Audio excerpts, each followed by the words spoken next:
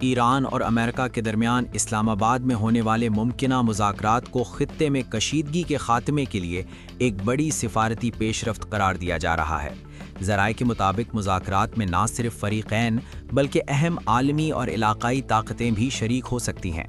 ترجمان white house کے مطابق امریکی صدر نے 3 رکنی وفد اسلام آباد بھیجنے کا فیصلہ کیا ہے، جس کی قیادت نائب صدر JD وینس کریں گے، جبکہ وفد میں سینئر سفارتی شخصیت سٹیو وٹکوف اور سابق صدارتی مشیر جیرڈ کشنر بھی شامل ہوں گے۔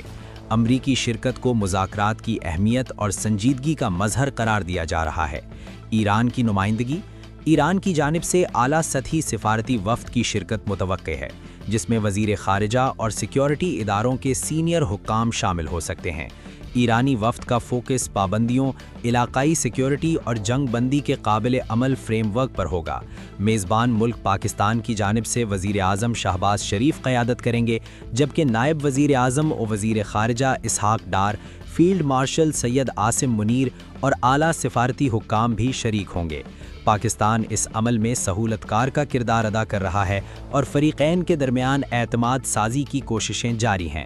سفارتی ذرائع کے مطابق کئی اہم ممالک بطور ثالث یا مبصر شرکت کر سکتے ہیں، جن میں چین، سعودی عرب، ترکیہ، قطر اور مصر شامل ہیں، جن کی شمولیت مذاکرات کو مزید مؤثر اور متوازن بنانے میں مددگار بنا سکتی ہے۔